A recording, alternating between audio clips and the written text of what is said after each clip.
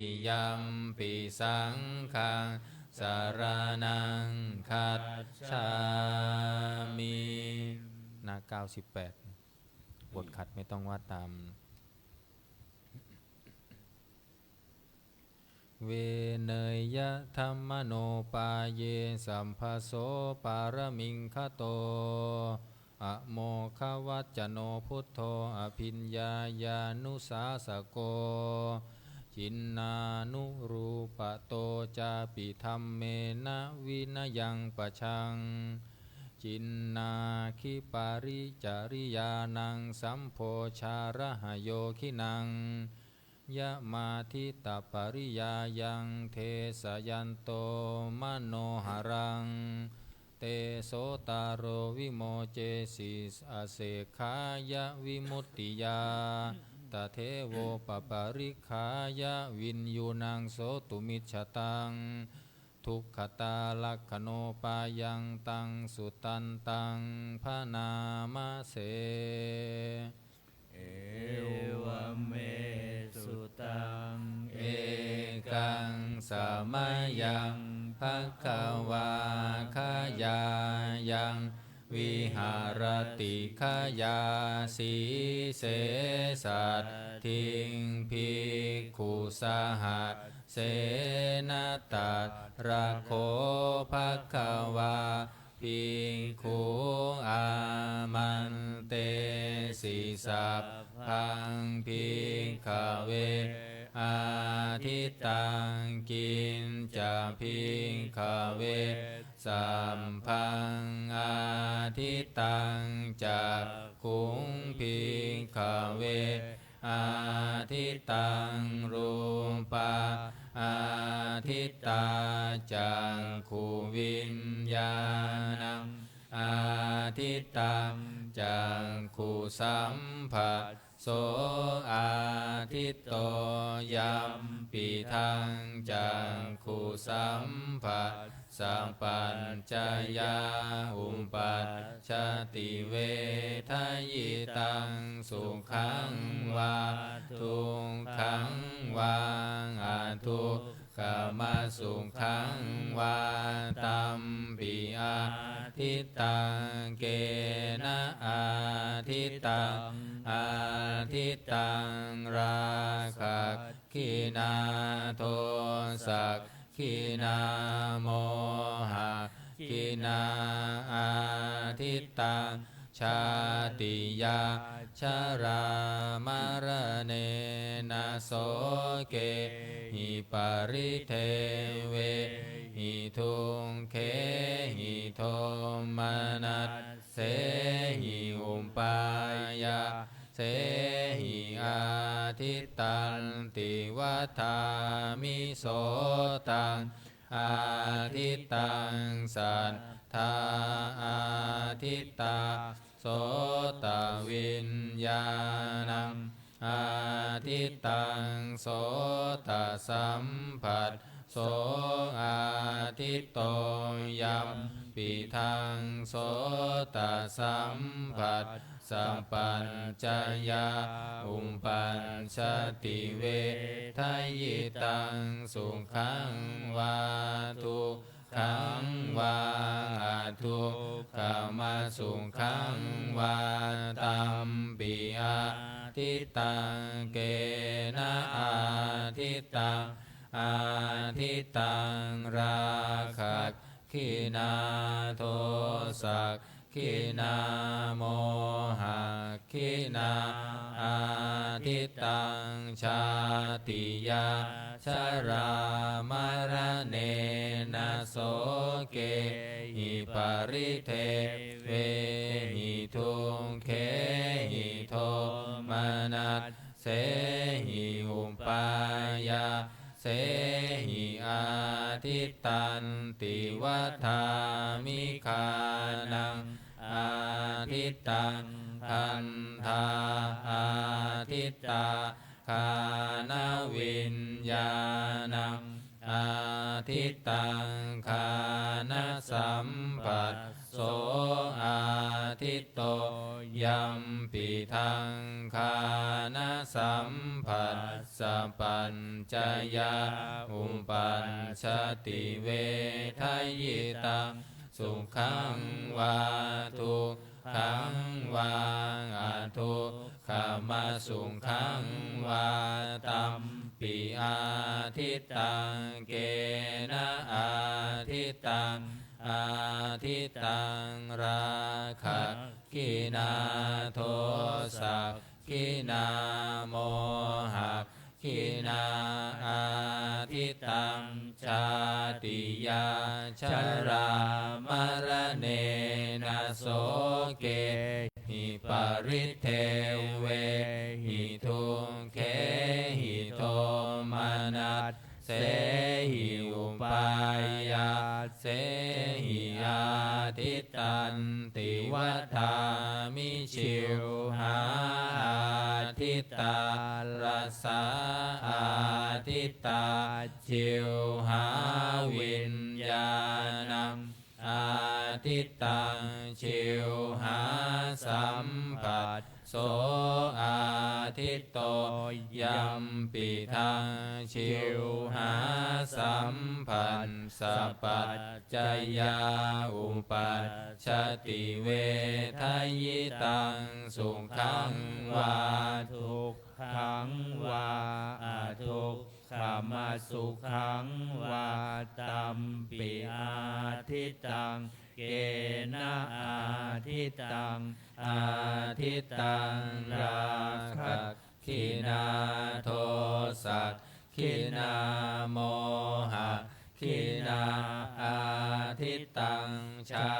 ติยาชรามรณเนนะโสเกหิปริเทเวหิทุเขหิโทมานัสเสหิอุปายาเสหิอาทิตตันติวัฏามิกายโยอาทิตโตโพนธรรมภาอาทิตตากายวิญญาณังอาทิตตังกายสัมผัสโสอาทิตโตยัมปิทังกายสัมผัสสัพพัญจยาอุปัญชติเวทยิตังสุขังวาทุกขังวาอะทุกขมาสุขังวาตัมปิอาทิตตังเกนะอาทิตตังอาทิตตังราคะขินาโทสักขินาโมหะขินาอาทิตตังชาติยาชรามรณเนนะโสเกหิปริเทเวหิทุเขหิโทมานัสเสหิอุปายาเสหิอาทิตตันติวัฏามิมโนอาทิตโตธัมมาอาทิตตามโนวิญญาณังอาทิตตังมโนสัมผัสโสอาทิตโตยัมปิทังมโนสัมผัสสัพพัญจยาอุปัญชติเวทยิตังสุขังวาทุกขังวาอะทุกขมาสุขังวาตัมปิอาทิตตังเกนะอาทิตตังอาทิตตังราคะขินาโทสักขินาโมหะขินาอาทิตตังชาติยาชรามรณเนนะโสเกหิปริเทเวหิทุเขหิโทมานัสเสหิอุปายาเสหิอาทิตตันติวัฏามิเอวังปัสสังภิกขเวสุนตวาอริยสาวโก จักขุสมิงปินิมพินทติรูเปสุปินิมพินทติจักขุวิญญาเน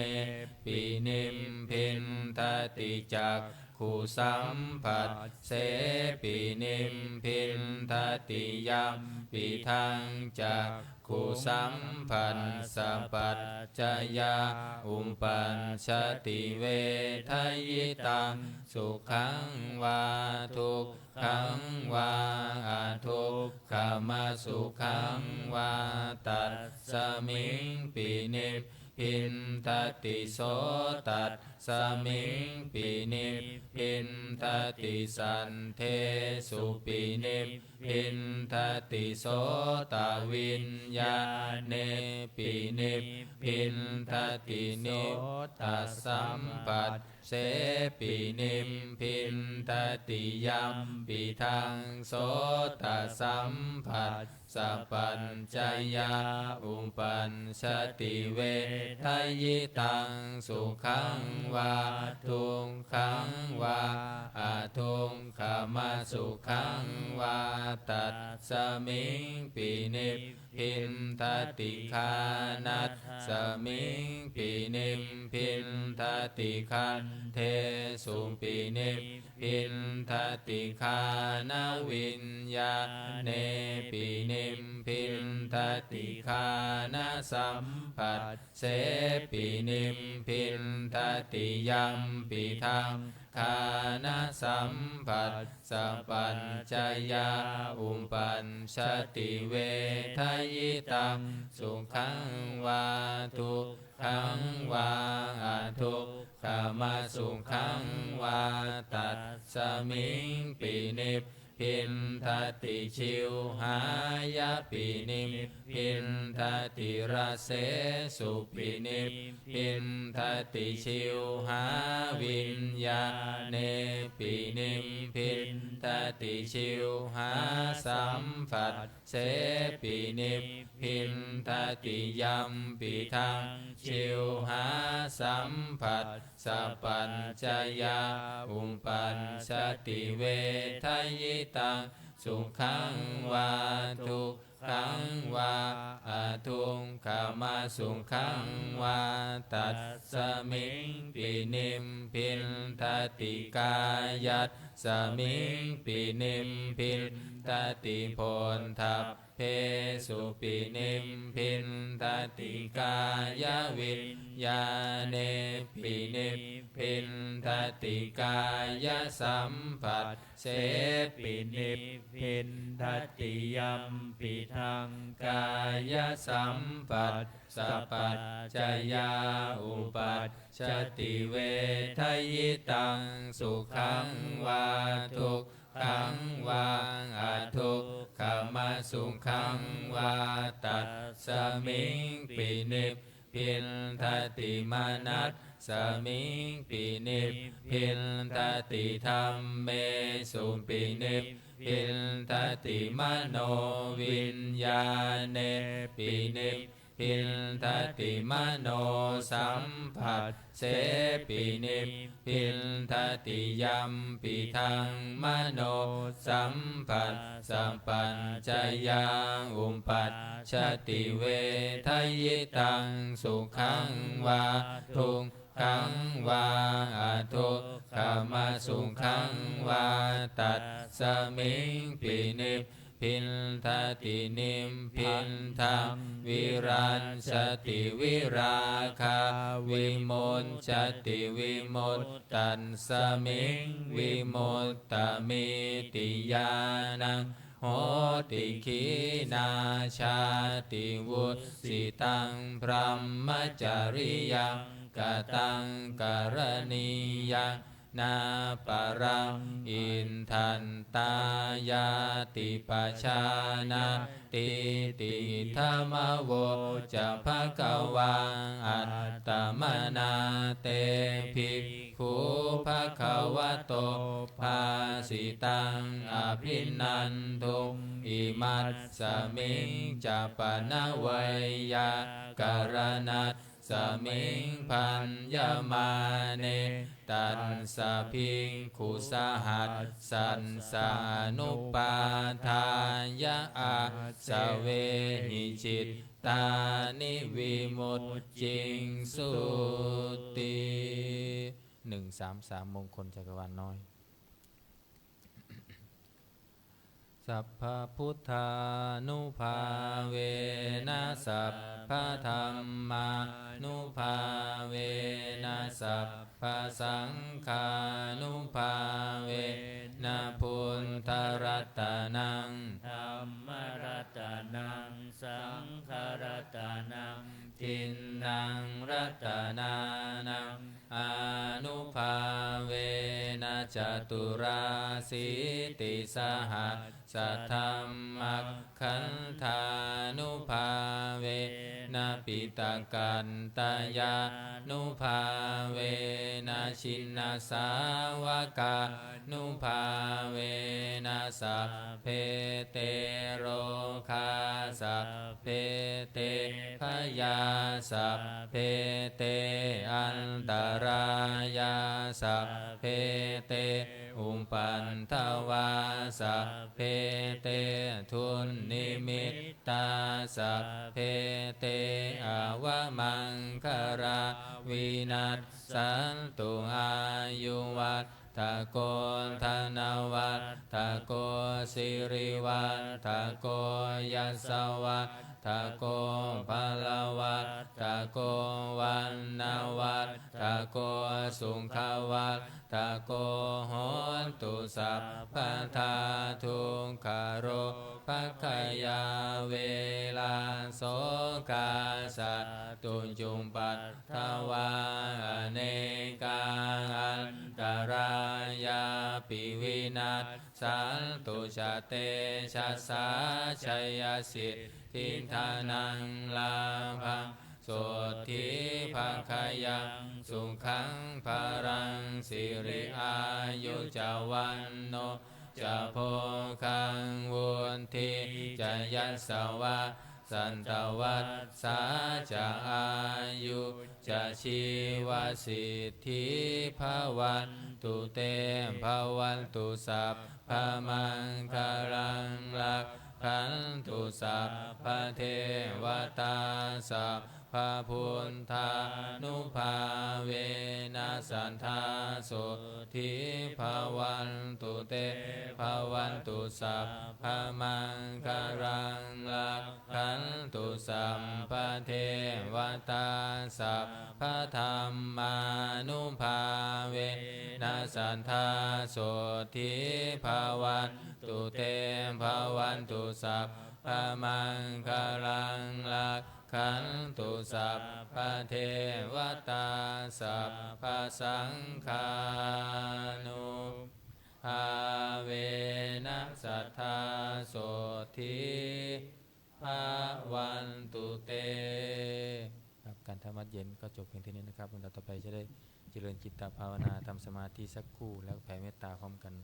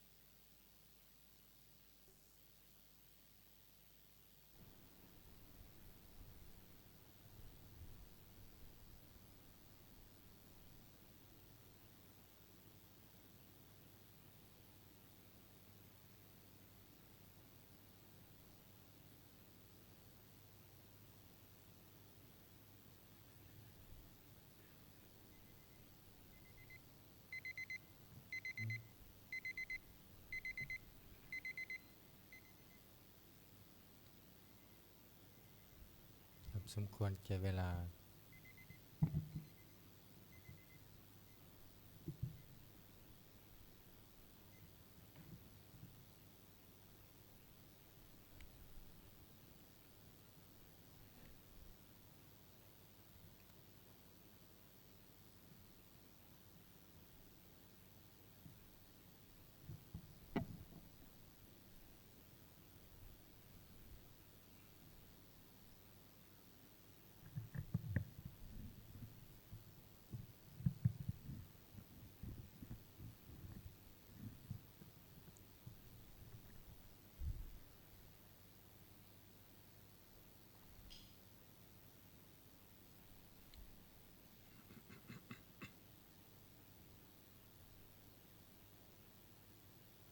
เต็มตัวกวดน้ำแผ่เมตตาพร้อมกัน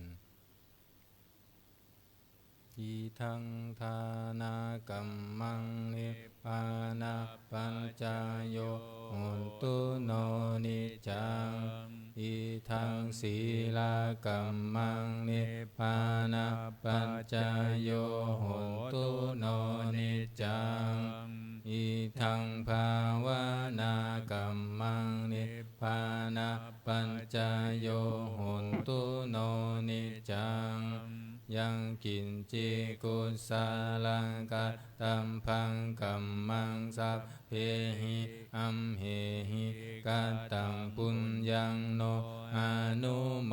ทันตุสุนันตุพนโตเยเทวะอัสสมิกฐาเน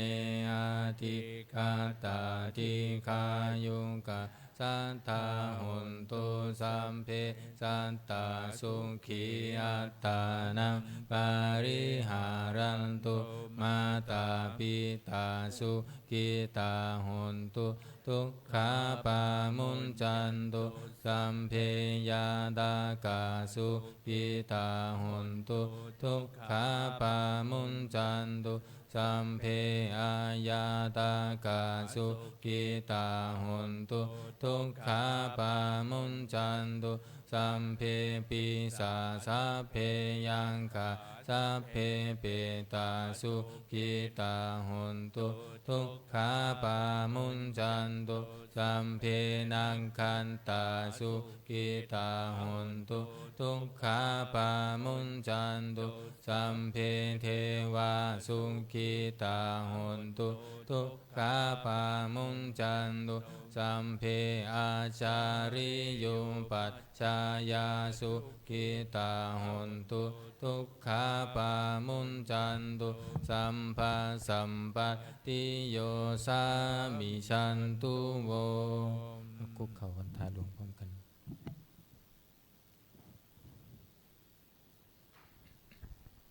วันทามิพุทธังสัพพะเมวะโทสังฆามัตถะเมพันเตวันทามิธัมมังสัพพะเมวะโทสังฆามัตถะเมพันเตวันทามิสังฆังสัพพะเมวะโตสังฆามัตถะเมพันเตวันทามิคารุงอุมภัชชายาจาริเยสัพพะเมวะโตสังฆามัตถะเมพันเตวันทามิกัมมัตถานังสัพพะเมวะโทสังฆามัตถะเมพันเตวันทามิอาราเมพันทัสสีมังสัพพะเมวะโตสังฆามัตถะเมพันเตวันทามิเจติยังสัพพังสัมภัทธาเนสุปันติทิตาสารีนาธาตุมหาโพธิพุทธารูปังสักกาลังสัทธานาคาโลเกเทวะโลเกพรหมะโลเกชัมพูทิเปลังกาทิเปสารีลาธาตุโยเกสาธาตุโยอะระหันตาธาตุโยเจติยังคันทะกุณทิงจันตุราสิติสหัสเสธัมมักขันเทสัพเพสัมปาทะเจติยัง อะหังวันทามิสัพพะโสอัญชลีวันทาพิวาทอัญชลีวันทาพิวาทอัญชลีวันทาอภิวาทอัญชลีวันทาอัญชลี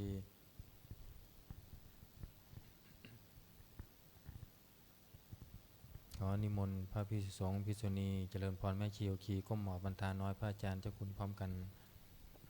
สาธุวันทามิพันเตสัพพังอปาราทังกามัฏฐาเมพันเตมายากัตตังปุญญังสามินาอนุโมทิตาพังสามินากัตตังปุญญังไมหักตาตาพังสาธุสาธุอนุโมทามิ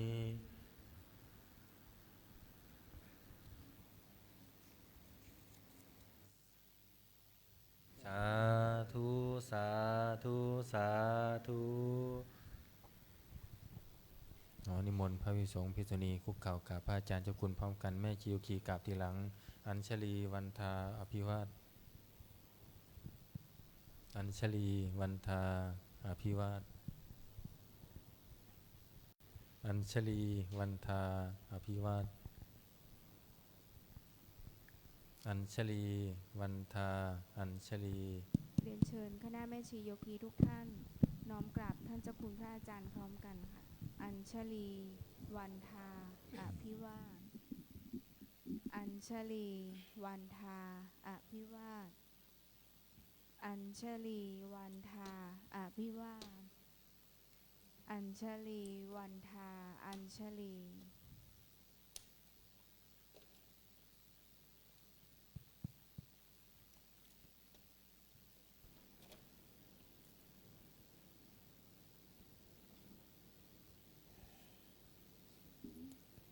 ขออนุโมทนาต่อความดีงามที่พวกเราทั้งหลายได้กระทำบำเพ็ญขอพลังบุญกุศลความดีนี้จงได้เป็นอานิสงส์ให้เรานั้นเจริญในสมาปฏิบัติเพื่อความดับทุกข์เพื่อมรรคนิพพานเป็นที่สุดจงบังเกิดผลแก่พวกเราทั้งหลายจงทุกข์ทั่วหน้ากันด้วยเถิดสาธุสาธุสาธุ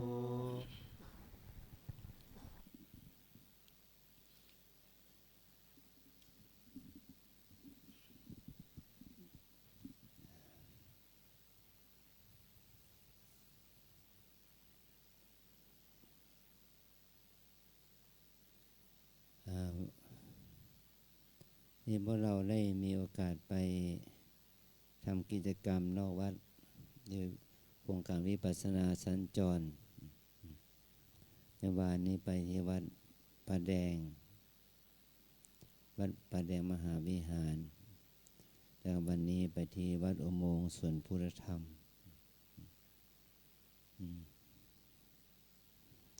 เราได้มีโอกาสได้ไปเยี่ยมเยียนวัดพี่วัดน้องในเขตตำบลสุเทพเหล่านี้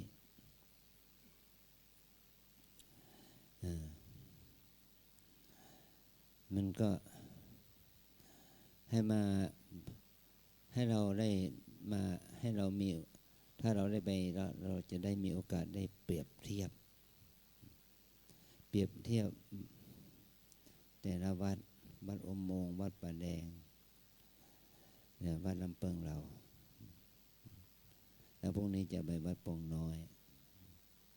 เราเปรียบเทียบว่ากิจกรรมของวัดเราทำให้วัดเราเป็นอย่างไรและกิจกรรมที่วัดที่เราไป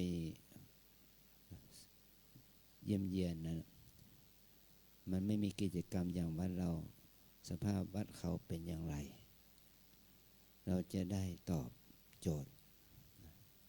ได้ เพราะเหตุว่าทั้งวัดอุโมงค์และวัดป่าแดงนะเป็นวัดที่อยู่ใกล้ชิดทางมหาวิทยาลัยเชียงใหม่ แต่พื้นที่วัดป่าแดงนั้นเป็นวัดที่มีพื้นที่กว้างขวางในอดีตเป็นวัดโบราณมา500 กว่าปี600 ปีเนี่ยมีพื้นที่กว้างขวางมากแต่ว่าปัจจุบันนี้เหลือพื้นที่ของวัดประมาณสัก5-6 ไร่นอกนั้นเป็นที่ของชาวบ้านหมดมหาเจดีย์องค์ใหญ่ก็อยู่ที่ในหมู่บ้านปัจจุบันนี้ก็เป็นที่ของชาวบ้านมีพื้นที่ของพระเจ้าเจดีย์ไม่ถึงไร่เนี่ยมันความเปลี่ยนแปลงความเป็นอนิจจังแม้แต่ปัจจุบันนี้ที่พื้นที่สร้างวัดคืออุโบสถนั้นก็ถูกบ้านทุกชาวบ้านมาสร้างบ้านปิดขวางกั้นระหว่างที่วัดและที่ธรณีสงฆ์เนี่ยเพราะว่าสิ่งแวดล้อมมันเปลี่ยนแปลงไปในอดีตก็เหมือนกับว่าคนทั่วไปมาอยู่ชาวบ้านมาอยู่ปัจจุบันเนี่ยพื้นที่มันว่าง5 ตารางวา10 ตารางวามันกลายเป็นที่อยู่อาศัยของคนหมดสิ้นมันจะเป็นเหตุให้วัดที่ของวัดนั้นถูกชาวบ้านบุกรุกรู้ยังไงนะบุกรุกแล้วก็อยู่อาศัยตามมีตามได้หรือว่าเช่าอาศัย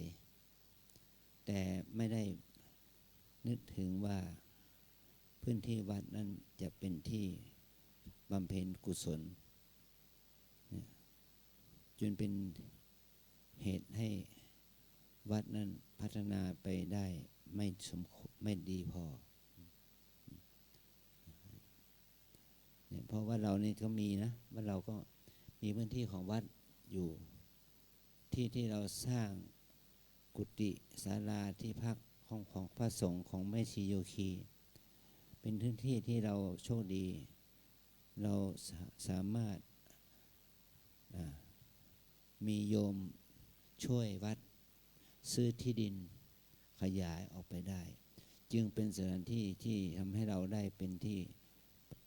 สร้างอาคารสร้างกุฏิทำให้เรามีที่ประพฤติปฏิบัติธรรม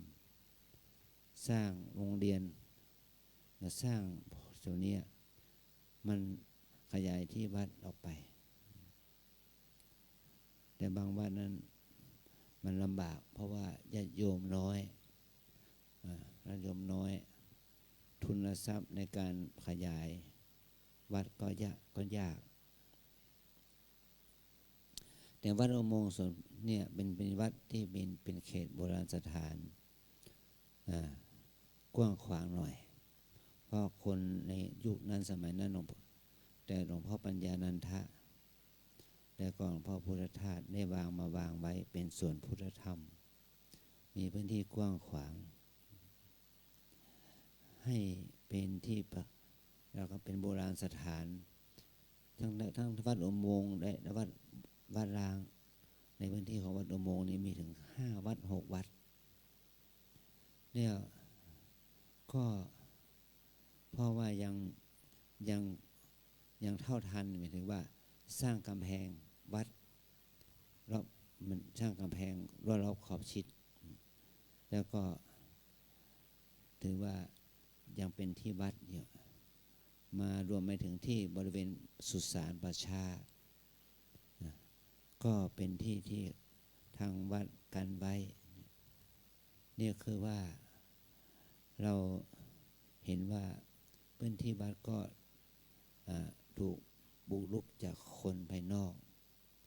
มันก็เหมือนกับศรัทธาบ้านเรานี่แหละแม้ว่าเรานี่ก็สมัยก่อนที่พระอาจารย์ใหญ่มาบุกฟื้นมาบูรณะเนี่ยหลวงพ่อท่านถึงกับว่าไปดึงเอาโฉนดจากกรมที่ดินจากที่ดินจังหวัดเพราะเขาเอาไปแบ่งโฉนดกันแล้วถ้าเขาแบ่งโฉนดสำเร็จแล้วก็เหลือแค่ฐานเจดีย์นะเนี่ย เพราะว่าเรายังโชคดีที่หลวงปู่ท่านยังไปเอาโฉนดออกมาได้ จากการที่ว่าถูกนำเอาไปแบ่งโฉนดนะนี่เราให้เราได้มองเห็นว่าที่ของวัดเนี่ยหลายวัดเป็นที่วัดร้างเหลือแต่ธาตุเจดีย์ฐานวิหารยังหมดไปแล้วนะบริเวณกำแพงวัดก็หมดไปแล้วในจังหวัดเชียงใหม่เนี่ยในอำเภอเมืองเชียงใหม่เนี่ยมีวัดร้าง90 กว่าวัดนะก็แค่มีพื้นที่เหลือแค่พระเจดีย์นะบางที่ก็พระเจดีย์ก็ซุกอยู่กับบ้านคนห้องน้ำห้องท่าของบ้านคนนั่นแหละมันเรานึกถึงสภาพแล้วเมื่อเราพากันไปจะได้เรียนรู้ถึงความเป็นไปในอดีตมัน300-400 ปี500-600 ปีเนี่ยมันเปลี่ยนแปลงไปมากมายเนี่ยเหลือแค่นี้นะถ้าเราไม่รักษาวัดมันก็อันตรายนะไม่รักษาพระศาสนามันก็อันตรายเพราะว่าคนที่ปลุกรุกวัดเนี่ยไม่ใช่คนศาสนาคริสต์ไม่ใช่คนศาสนาอิสลามเป็นคนที่นับถือศาสนาพุทธเป็นชาวบ้านแต่เขานั้นอยากจะได้ที่ของวัดเขาก็เข้ามาบุกรุกเอาเป็นที่อยู่ที่อาศัยมันมีอยู่ทุกที่ทุกแห่งนี่เราจะเมื่อเราได้ทำโครงการนี้ก็เหมือนกับว่าเราจะให้รู้ว่าสร้างวัดมันต้องสร้างวัดที่ใจคนให้คนมีความศรัทธาต่อวัดถ้าไม่สามารถสร้างวัดในใจคนได้คนก็ยึดวัดเป็นเจ้าของคนก็ยึดวัดเป็นคนของตนจนสุดท้ายจะเหลือแค่ฐานเจดีย์ใช่ไหมนี่เราให้เรามองเห็นถึงว่าสิ่งเหล่านี้มันไม่ใช่ไม่จริงแต่มันเป็นจริงมันเกิดขึ้นแล้วที่ว่าเราปัจจุบันก่อนข้อที่ว่าเราเอาที่วัดไปให้เขาเช่ามีกฎหมายให้เขาเช่านี่เนี่ยเป็นเหตุให้ที่วัดสูญเสียไปโดยเขาครอบครองมายาวเป็นเห็น50 ปี100 ปีชั่วพ่อแม่ลูกหลานเนี่ยก็เป็นเหตุให้กลายเป็นว่าที่วัดต้องกลายเป็นที่ของชาวบ้าน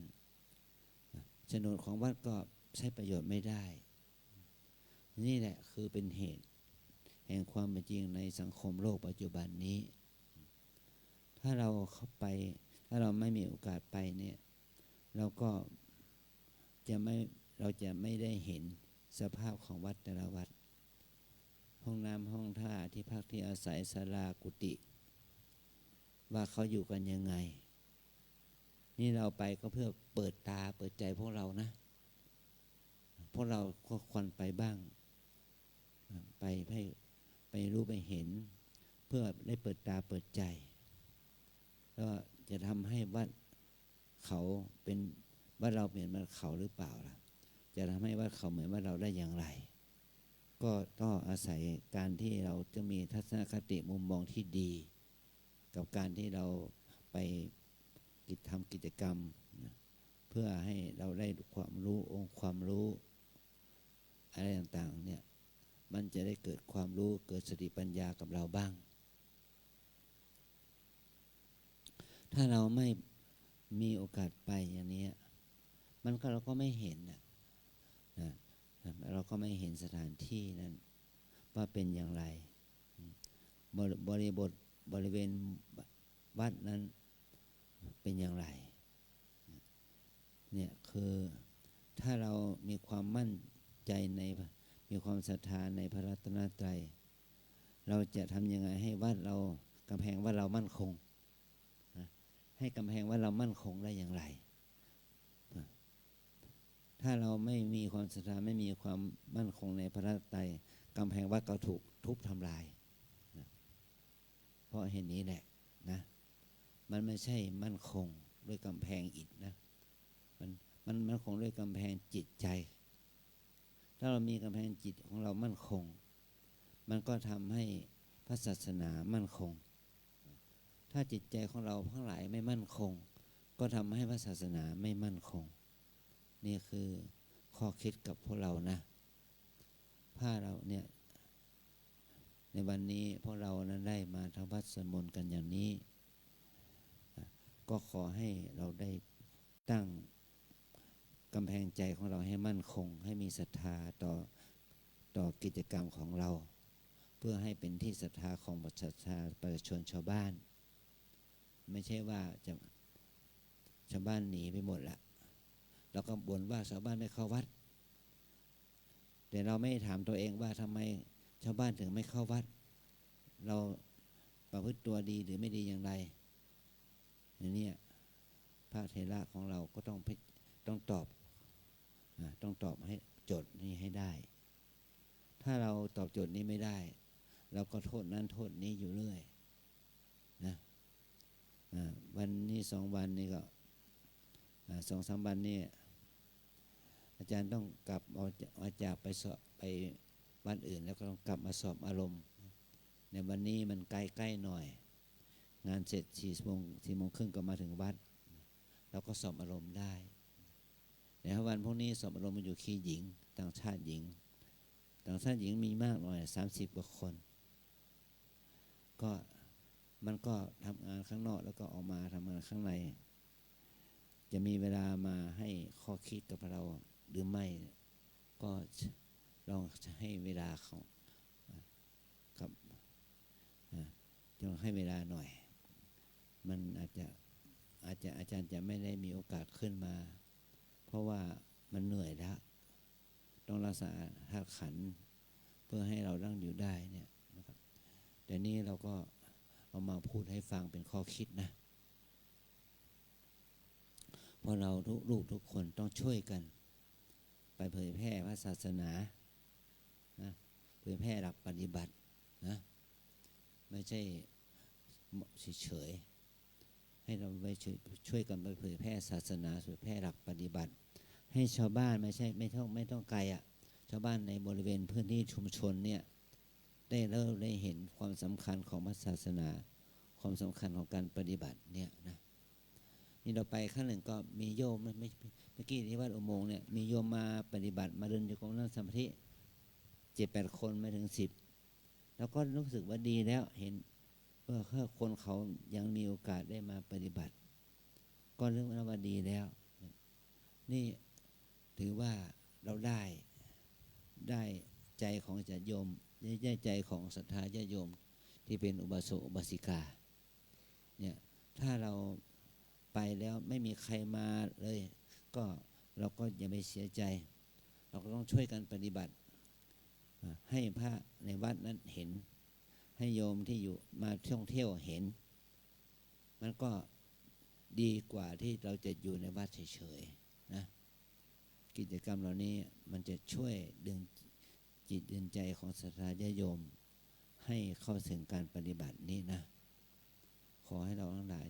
ได้ทำหน้าที่นี้ให้มีความศรัทธาในพระธรรมคำสอนของพระพุทธเจ้าโดยการนำเอาหลักธรรมนี้ไปเผยแพร่แก่ศรัทธาญาติโยมข้างนอกเนี่ยศรัทธาญาติโยมข้างนอกก็ได้รู้ได้เห็นกิจกรรมนี้ก็เขาก็จะได้ศรัทธาในหลักปฏิบัติให้เกิดขึ้นนะ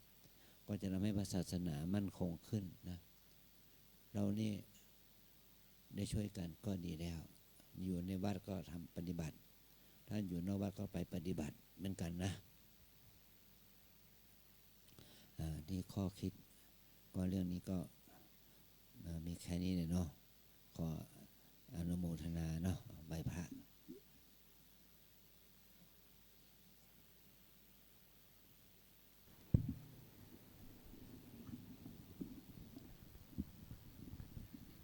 อรหังสัมมา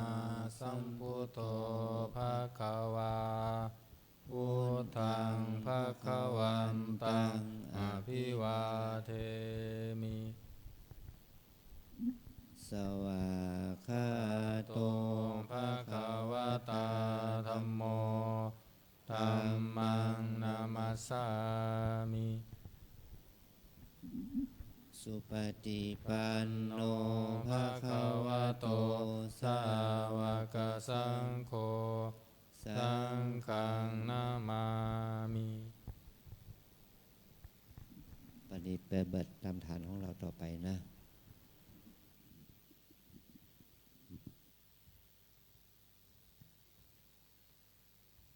ค่ะขออนุญาตใช้เสียงนะคะขอให้โยคีช่วยกัน